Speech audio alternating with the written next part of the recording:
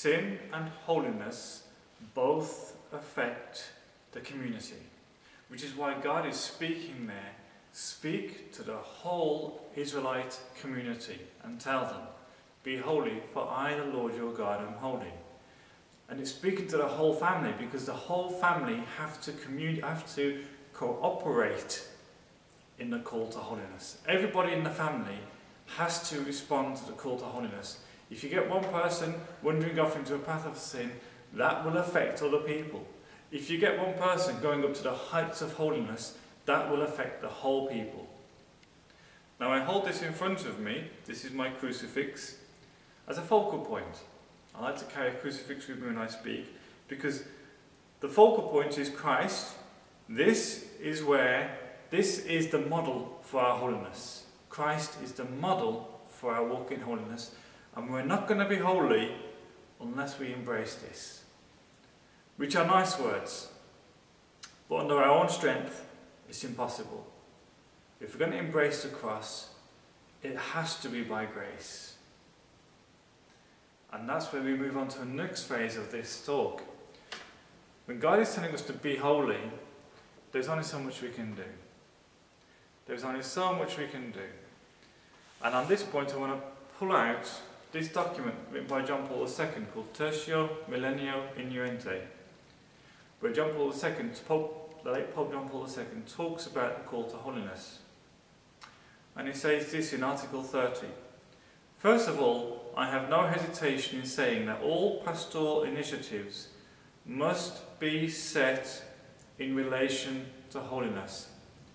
So, if you've got a pastoral council, or if you've got a youth group, or if you've got a communion group, or a meeting of the Union of Catholic Mothers, Rosary group, Divine Mercy, whatever it might be, everything that you're doing within your parish should be set in relation to holiness.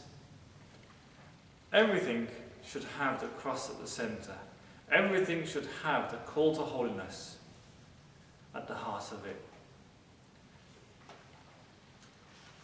The next thing is that John Paul II says further down, and this is where I want to bring the whole point really about grace. And it's talking about new people coming into the church. And it says, it's talking about catechumens, and he says, do you wish to receive baptism? That's a question we put to catechumens at Easter. And it says, to say that means at the same time to ask them, do you wish to become holy? And I guess when we say that word, we can sound a little bit sanctimonious. Do I want to be holy? Oh yes, I want to be holy. But what does it mean to be holy? It means to be consecrated. It means to be set apart. You see, Catholics, we are different. We are meant to be different. If we are the same as the people living in the world, I wonder if we're really living our faith. Are we really living the life of grace?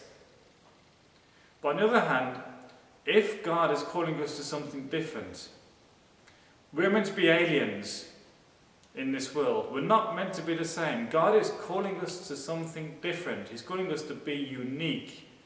He's calling us to a state of perfection. Do you want to be holy? Do you want to be perfect?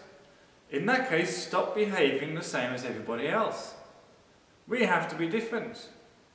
We shouldn't be given over to swearing. We shouldn't be given over to drunkenness. We shouldn't be given over to occult practices. We shouldn't be dabbling in fortune telling and Ouija boards, tarot cards, New Age practices.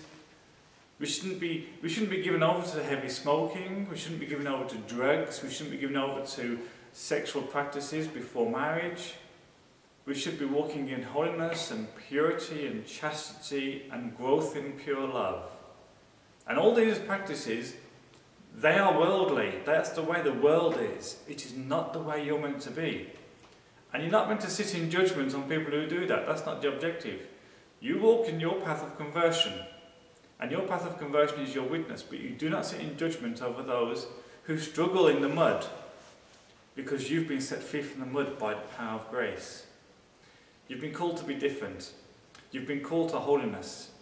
And we should walk in holiness. We should leave behind the old ways.